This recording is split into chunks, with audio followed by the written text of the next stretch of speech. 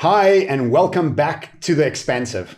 My name is John. I am one half of The Expansive podcast. I am an author, a keynote speaker, and a futures strategist. And I'm joined by my ever handsome co-host, Erik Kruger, who's an executive coach, author, and speaker. How are you doing there, Erik? So is that what we've settled on now? We've settled on ever handsome? Well, look, every time I read the intro, I think to myself, what am I going to use quickly? And then handsome comes to mind. And you are a handsome guy. Otherwise, it wouldn't be a podcast with you. No, I mean, it's not your brains I'm with. I'm with because of your looks, right? I read something about Angela Merkel the other day. They said, why do you keep wearing the same clothes? She said, I'm not a model. I'm the prime minister of Germany. And I was like, oh, that's a very good thing, you know? So, Erik, what's up? How you doing there? How you doing? You good? Hey, brother, all good. Really happy to be back recording this week. This is episode number 84 for those keeping count. We've been loving these. I always relish the opportunity to have a chat to you every week about how we can be more expansive, how organizations and individuals can be more expansive. What's been happening for you? You obviously somewhere outside of SA at the moment. Hang on, why'd you do the rest of the intro on my behalf, dude? That was my part of the intro. I'm trying to be spontaneous. Well, you know, people always comment that it's always great to be part of two friends' conversation, and this is exactly what it is. It was supposed to be my intro, but my friend bullied me into taking my intro over with me. So either way, I am today in Florence. I've just come out of the David statue with Michelangelo's work. And it obviously fascinating, the level of detail, the history, why, what, where. But one of the things that really stood out for me was the fact that Michelangelo, Leonardo da Vinci, and many of these artists were all gay. I didn't know that. Even Shakespeare. I also didn't know that. Yeah, neither did I. That's why David is the male body. It's the perfect male body. And that's why many of the statues that these guys have sculpted all have open penises attached to them, right? So, and I didn't really click, but yeah, and look, because he was a very religious man, he had much torment inside his head, you know, because he was stuck between this really religious person, but not being able to express his sexuality made him very, very frustrated. And you can see that in little details of his art, you know. And so really fascinating and really awesome. Interesting. Yeah, just so many little details. And I got tours later today, tomorrow, and on Friday, I'm going to Cinque Terre, which is one of the most beautiful sort of coastlines in Italy. So really having a great time and living the tourist life, hey? Jeez, like on full blast. And you know what's so great is that I keep getting told by all these tour operators how lucky we are because there's no tourists here. So there's no Chinese, there's no Russian, there's no really anything. There's only Italians. So I keep hearing Italian accents and Italian language, obviously, but hardly anybody else. And when we were at the Vatican a few days ago in Rome, the lady said, you're so lucky to be right in front of the statue. There was some famous statue. She says, we could never get in front of the statue. This is surreal. So listen, dude. Yeah. So Dan and I traveled to Rome probably about a year and a half ago, 2 years ago. And I loved Italy. We ended up going to Sorrento, and there's that one, I'm going to forget the name now. It's going to really bug me. It's that beautiful city that sits against the mountain. Do you know what I'm talking about? Yeah, that's only about 87 cities here in Cape Town, in Italy. No, Thanks so much. It's a very iconic one. It sits against the mountain. With the ocean in front of it. It's very tiny. Yes. Yeah, Cinque Terre, the one with colored buildings. Yeah, it has colored buildings, but that's not what it's called. You should prepare better for these podcasts, Erik. I don't know. I mean, I don't know how else to say it to you. We're now live. Surely you should have this information and Googling it behind the scenes. Anyway, you had a good time. Anyway, yes. what I'm trying to tell you is that when we went, the two things that stood out for me about Rome specifically was that, number one, you could not get close to anything. Like we were at the Trevi Fountains. I saw your picture from the Trevi Fountains. Yeah. We couldn't get close to it, dude. It was so packed and busy. And it reminded me of those Instagram pictures you often see where they show like the Instagram life versus and the then what's reality real of it. Going on. You know? Yeah. And then the second thing was that I was really upset about the quality of pizza in Rome. I expected that once you get to Rome, every pizza everywhere should be incredible. Yeah. And it was the furthest thing from it. Yeah. Yeah, look, I actually, I think I posted on Insta that one of the pizzas I had was worse than a Calcaccio's pizza in South Africa. And look, to be honest with you, if you eat at the wrong place, I think, imagine eating in Long Street or something like that. It's not going to be great. You got to really find the little pearls. And also, look, I mean, the minute you move out of Rome on the outskirts, then all of a sudden these little trattorias start popping up, and Giovanni and his uncle, great-grandfather have been there making the same meal for 200 years. Those are the real special ones. You know? Yeah. One of the amazing things I saw was the Colosseum, and just the level of brutality that humanity practiced, 2,000 years ago, just killing people at a whim. They would have lunch at 12 o'clock and watch all the executions. The executions were done by animals eating them and a bunch of like other ridiculously violent and disgusting things. And people eating lunch, watching this, like as a so. Some really amazing and weird and wonderful things. And obviously, now I've had some time to settle in on the Vilnius talk and the Riga talk and all the people that I'd met there. And something that's really dawning on me about Europe is the amount of money and the pride they have about their past. And this is really what today's topic is going to be about is, where do we sit on our focus of thinking about the future, celebrating and investing in it, and thinking about the past, celebrating it and investing in it? And one of the people I met was telling me about an Italian speaker that speaks about the breathing of empires. And he was explaining that Europe spends much more money on keeping their past alive than investing in their future. Because obviously their past was so successful and just Italy, just mind-blowing, the level of genius these people had hundreds of years, thousands of years ago. But then you get the Middle East, like Dubai and Abu Dhabi, and you get China and Singapore. And these people are much more focused on their future than they are on their past.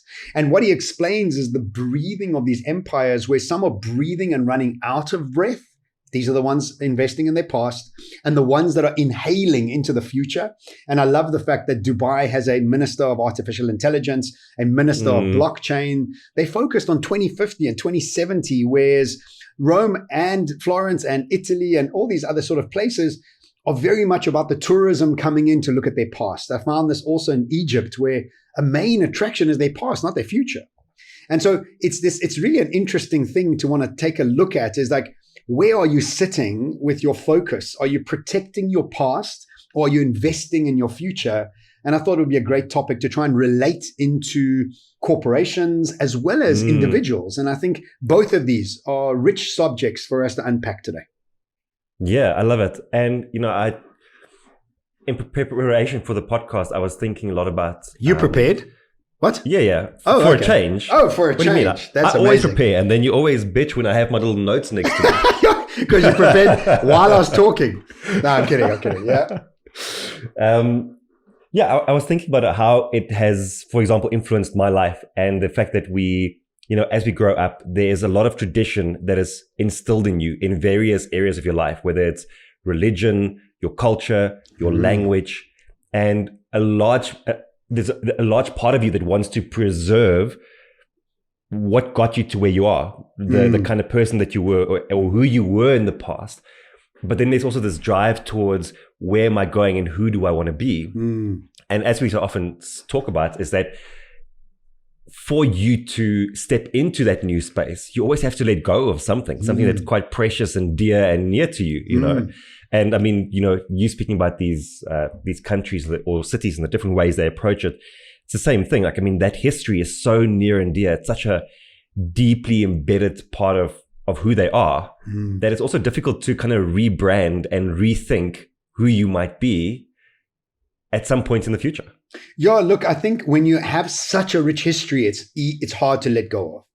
And like, if you think about Dubai, and I've said this many times, I love the fact that city has very little history. It has obviously history, but it's got very little history. It was almost like a fishing village. There were pearl divers 60, 70 years ago.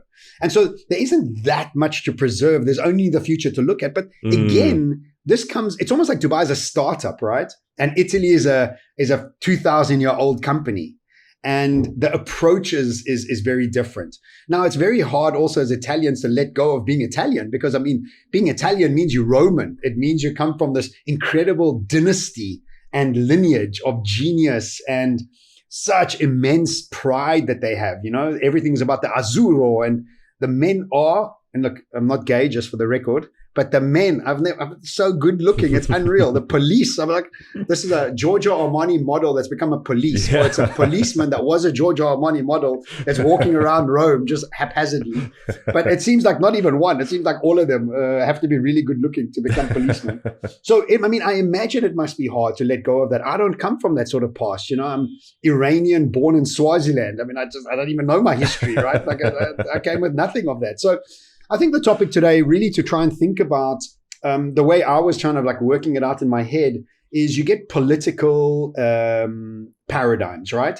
And in the political paradigm, what you have is far right, far left, center, and then center left, center right.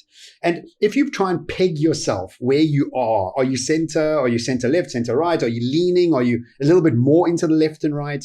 And what I've started to realize is that, you know, everybody's point of view is valid for them. And there's no point for you as a far left trying to convince a far right, because that's just not going to happen, as much as you want to shout and throw your toys out the cot. And I myself am a center left, and my publisher Tim is center right. And there's always such a wonderful discussion between us, because he makes very valid points. I also make valid points, but then he tries to get me to move towards the center, and I get him to try and move towards the center, because we want to get that balance in my writing when we get out. So we're not leaving anybody behind. But if we take that same ideology and we think about, are you center future or are you center past?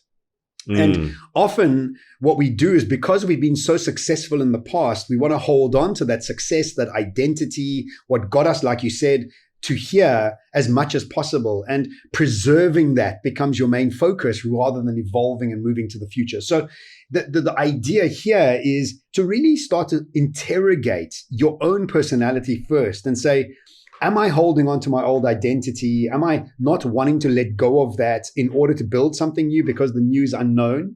And then to interrogate it further and say, in my company, in my business, whatever it is that you do, what are we focusing in on? Are we still holding on to the past as much as we can, not letting go of it in order to be preserving of that? And a great example of this is people in finance. You know, the bankers, the actuaries, the finance people all think Bitcoin's rubbish. Not all, most, because it doesn't fit into their paradigm.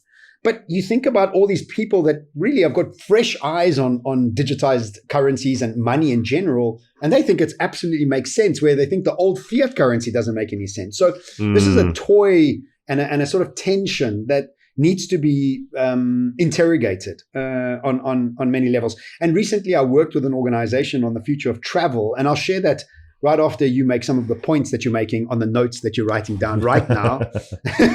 Go ahead, Erik. It's how I think. It's how I pin ideas down. Yes, right? I see that. So, no, as you were speaking, I thought, you know, there's two things that are happening. Like, if you are very center past, for you to shift to center future, it's going to be, number one, it is letting go of those deeply held ideas that you have, or the identity that you have, or the traditions that you have. That's already quite difficult. And then the second challenge you're going to face once you're willing to do that is that you have to go and explore the unknown, which is filled with uncertainty and which feels very big and very daunting. And the example that I've actually been using quite a bit recently is that I bought my first NFT the other day. Yes. And the reason I bought it is because I've become aware of, I'm just calling it the absurdity trap. Like, what happens is that you look around you in the world and you see big change happening, and your response to that is, what the hell's going on? Like, I just don't get it. You know, like, it's absurd. Like, you categorize it. It's like, it's crazy. It doesn't make sense. So you file it away and you carry on with your life again. And then after a bit of time, it pops up again. It's like a notification that lands on your screen. It's like, hey, something's happening that you need to pay attention to. And you just go, no, swipe. You put it away. And the longer you do that, the more daunting the future's going to be. The bigger the dragon gets. Yes, exactly. The bigger it gets. And so I went and I bought an NFT recently. And the reason I bought it wasn't to be an NFT collector or an expert, it's because I just wanted to understand what's happening here. Yeah. Like, because I've been looking at Beeple selling for $69 million. I saw the Ether Rocks came out that sold for like $1 million each. Yeah. And I'm like, what the hell is going on? And so that's actually become a bit of a litmus test for me. It's like when I'm saying what the hell is going on here, that is actually a bit of a red flag that says, go and explore. Like this is where you need to go and look. Yeah. Well, you know, that's fantastic. I mean, obviously my new book, it's called Strange, what you're calling absurd. And I actually prefer the word absurd. Pretty my book's gone to print. I would have changed it to TM, trademark. But yeah, fantastic. I like that. One of the other things that I'm starting to see that I find strange, only because of my upbringing and background, is gender fluidity.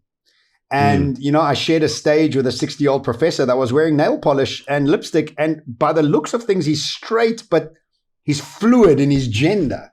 And, you know, the thing is, he was such an amazing guy and so many ideas and bubbling with energy. And to try and move away from his nail polish and his lipstick and his makeup, to try and get to that was also it's strange. That's all it is, really. I mean, it's just strange. Not that it's wrong or right in any way. It's just something new you have to get used to, right? But also nobody's saying, and I think what we also have to realize, and look, so I worked with Investec. They've got a travel business, and we were talking about innovation and disruption. And one of the things that we have to think about is when you are center, I think what happens is that what we think we need to do is we need to be immediately disruptive. And that's very hard. So we were talking about the future of travel. And if you think about it, the most extreme case of travel right now, the most disruptive idea for me, or what I've seen, is virtual travel, from Japan Airlines, where they got those avatars around the world where you can click into one of the avatars and they're wearing digital skin that you can put on as well. And you can feel what that robot is feeling. You can see what that robot is seeing, and you can hear what that robot is hearing. You can't smell or taste yet, but Japan Airlines has created and partnered with these startups that are thinking about the future of travel. Now, as a travel agency and a travel business, that's extreme. That's like right on the edge of it, right?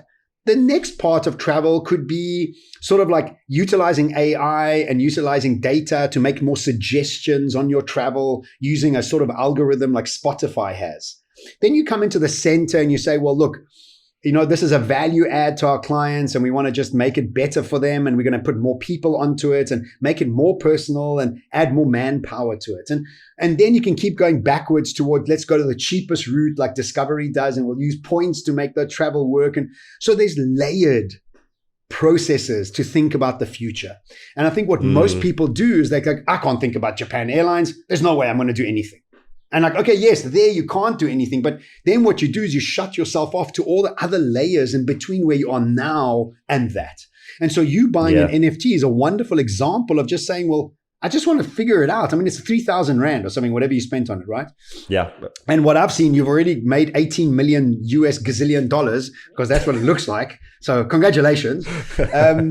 No, so like just to try it out. And like that's what I did when I bought Bitcoin. It's like, I just want to figure out what it is. And the truth is my new book is going to be an NFT, and my new book is going to have an augmented reality cover. And do you think I know what I'm doing? No, I have no idea. It's like, I'm just figuring it out. I'm experimenting. Will I most probably make some mistakes along the way? Absolutely. But I just want to play and experiment. And I don't have to be a professional, and I don't have to be get it right the very first time. So yeah, I think it's important to think about this process in layers, you know, and not close off the opportunity for any improvement because of the layering and the fear of it. I love that you say that, because I do think that, you know, when we talk about the future, I think we purposefully also try and create a bit of urgency for people to say, like, you have to go and do something. You can't just wait, because the future that we are talking about isn't 5 years or 10 years into the future. Yeah. We're not saying, oh, like, prepare all your things today so that you are ready 5 years from now. We are saying, like, the future is happening right now. It's happening today, tomorrow. Like, every day that you don't do anything, you are falling behind a bit. But we're also not saying revolutionize today immediately. Yeah. I like that, you know, there's a differentiation here, that start exploring, like start taking some steps into the unknown, into the uncertainty, start seeing what's happening on the fringe and exposing yourself to it. Because when you do that, you are setting in motion the series of events that will open up your mind and your thinking. Yes. And that's exactly what happened for me with the NFTs, is that going through it, I have a new understanding and appreciation for what's happening. I can think of how it plays into our world, how you drop a book and you drop an NFT with it. Kanye West drops an album, he drops 10,000 NFTs with it. There's a lot of value that gets created through that. There's supply and demand. There's a collectible idea behind it. But more than that, I'm starting to see that NFTs have utility behind them. You know, and like utility at the moment for many people is that it's a sign of, it's like value signaling. Like people have these profile pictures as the NFTs, like a Bored Ape or a CryptoPunk. So what you're signaling is the worth that you own a CryptoPunk. Like that's actually what it's about. But there is utility behind it, which is that ultimately it's a digital token that has and stores value. The fact that it's a JPEG or a video doesn't matter as much, you know? So people are still, they need to wrap their head around that. But because I've gone through it, I'm understanding the possibility. And that is the biggest gift from buying a 3,000 Rand NFT, you know? And that's why I want to get people to like, just go and explore, like go and explore in a low risk kind of way. Like it's $10 to get some ether and buy an NFT. Like try it, see what it's about. Yeah, absolutely. I was watching a documentary on NFTs and they were talking about the kids today when it's their birthdays. They don't want shoes. They want a new skin for their character on Fortnite. Like, it gives them and somebody was like, are you mad? They're like, no, it gives you the same sense of feeling that you would when you put a pair of new Nikes on to when you got your skin on in Fortnite. It gives you the same sense. Like in your brain, you have the same emotional feel. But you know, as an old school person, you're like, nah, that doesn't make sense. I'm not sure they have the shoes. But like, no, according to these young kids, that's actually makes all the sense in the world, you know? I think one of the main ones that we are like sensing in the world more than ever before is masculinity.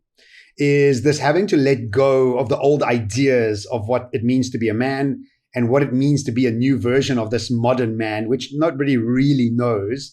But that is a big one around the world, you know, and we obviously have this huge like movement around feminism, just like, I suppose, you know, the anger and the frustration of thousands of years of sort of the toxic masculinity that's been around. But that's also an identity that needs to be shifted. And I think we see that in sort of these archetypal dictatorial presidents and for life of certain countries and even CEOs of organizations. So that's also another identity that's really underlying a lot of other identities, you know, and something that we have to work on and let go of and heal and fix and sort of move forward. So this sort of center future, center left, center right, center past, however you want to frame it. I think it's important to interrogate for yourself, for your company, for your career, and even for your gender, because I think it even starts to tap in there. So that's the episode. I want to quickly ask you a question just before we move to the questions on WhatsApp. How do you balance out your own values and the things that, because we aren't saying that tradition is useless, right? We're not saying that it should be done away with. We're not saying that like Rome should completely neglect, for example, everything about the rich history that you enjoyed so much over the past few days and just be future focused. Like we're not saying that, obviously. So how do you balance out, especially for individuals, how do you balance out the tradition of who you are, the values that you hold, for example, in gender and what you think traditionally a man should be, versus shifts in culture, especially when that shift in the culture isn't necessarily created by something that you agree with or that is, the right dictating what it should be versus like you may be far left. Like how do you get my question? How do you reconcile that? So look, I think it's a very personal process. I think the beginning of it comes with that where you are is not always where you have to be. That's all. It's like, look, you have a lot of tradition, you know, you come from Springs and that's got a lot of deep tradition attached to it. for the listeners who don't know where Springs is like, it's a mockery. I'm sorry, Erik. It's a little bit of a mockery because it's got a bit of attachment to it. Good. Like, that was good. Look, I'm from Edenvale. I'm from Middle East. You're from Far East. So, look, I think we all have a very personal journey to go on. I think it's only just about exploring to your own comfort level. But the trick and the word there is exploring. And if you're not exploring, then you're not evolving. And I think what we do is we don't, it hurt. You know what? It's expensive for our brains to explore. It's tough. Yeah. And it hurts our brains to explore. So we don't want to actually do it. We flick past that. So that's personal. Just explore and experiment. But then in a company, I always suggest create today and tomorrow teams. Like focus on what you have to do today and keep yourself focused, and then create a tomorrow team that can actually. So if you think about Italy, for example, if you're spending 60% of your money or 100% of your money keeping the old stuff alive, I would split that up and say, look, take 60% to keep the old stuff alive, and then 40% create a tomorrow team to figure out what tomorrow looks like. Who's the Da Vinci and Michelangelo of tomorrow inside Italy, so that you have that sort of process happening as well, so that you're not just focusing on the Colosseum, etc., and all those other stories. So yeah, cool. Before we go into the WhatsApp questions, and thank you so much for everybody that has sent us those WhatsApp questions. Our WhatsApp number again is +27 64 64 11 701. And people are sending a lot of questions. We can't always get through them. And thank you so much for them. But before we go into that, Erik and I have a book coming out next year. Oh, just hell in yes. case. This is the first time we're talking about it, I guess. But what we decided long time ago when we first started the podcast is that when we get to a substantial number of episodes, and we're on 84, you said. 84, yeah. Yeah, and it would be great for us to write a book based on the topics themselves that we cover. So let's say we do 80 of the topics, and there'll be 80 lessons, no more than 2 or 3 pages, so you can read it in one sitting and get some sort of value. And also for us to talk about the process of experimentation, expressing ourselves on this medium, utilizing this medium as a great marketing tool, and how everybody else should be doing something like this.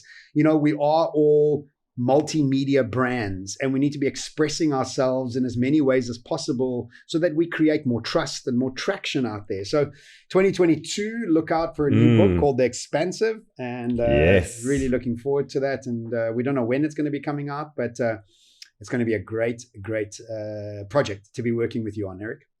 Yeah, I can't wait. Honestly, like I was saying to you, because it's been in the back of our minds for a long time, and I think like recently we've said, yes, we're going ahead. We're definitely doing this.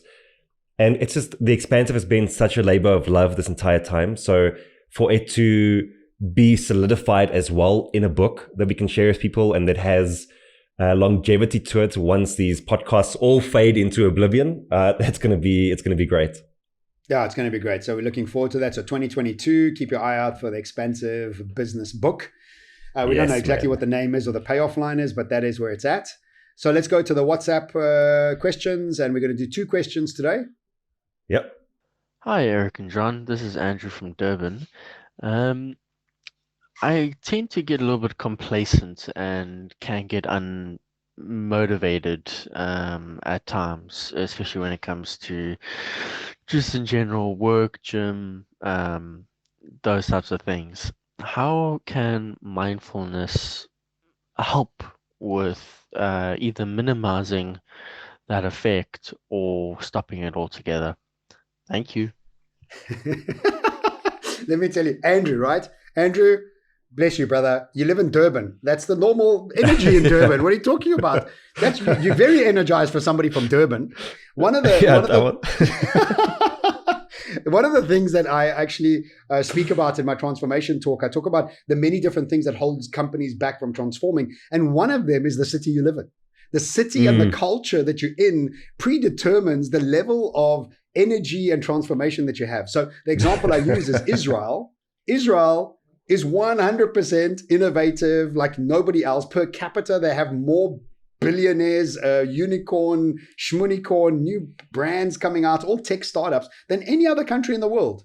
And then you go to another country, and I'm not going to name any names, but they have nothing coming out. You know what I mean? They're so like stuck in the past, and they're doing other things. So really the city you live in determines your energy levels. That's the first answer. The second answer for me is you don't have clarity of who you want to be and where you want to go. If you have clarity on that, the energy arrives. And I don't think it's an energy issue. It's a clarity of who you want to be and where you want to go. Those are my 2 points. Get out of Durban and become clear who you want to be. Erik? Move. I think when it comes to, so mindfulness as a word means, what are you focusing on? What are you keeping top of mind? Exactly. And And unfortunately, we know that we are pretty much most of the time living either in the past or in the future. So we actually we say we want to be mindful, but you need to identify, and I think this ties back to what you're saying, you need to identify what you want to be mindful about. Yeah. And when I listen to complacency, first what that pops up for me is that you are in a state of survival mode. You are in a state of being harmless. Yeah. And where you need to shift to is to become dangerous. And what does that look and feel like? And what does that move like? So it really is about identifying what does that state look like for you, reverse engineering that back to a few tangible things to focus on. You've spoken before about a to-be list. Create that to-be list for yourself and review it every single morning.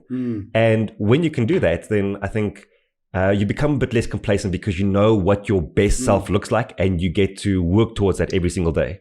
I think the best example is when you put GPS coordinates in your GPS, Google Maps, you get there. There's no GPS coordinates, so there's no getting there. So there's no clarity on that. So that's the one thing. And thank you for the question. But what a laugh. Cool. Next one. Hello, I'm Hester. How can a person be continuously mindful? Esther, where are you calling from? Again, I think Hester's from Klerksdorp. Okay, so Esther, I don't think you can be continuously mindful unless you're a monk. I don't know anybody who can be. Many of our thoughts are, flavored by our past, and many times flavored by our past, not by our future. And so really it's about not giving yourself the pressure of being mindful all the time, but just allowing the process of clarity to give you more focus on where you're going and what actions are required in the moment.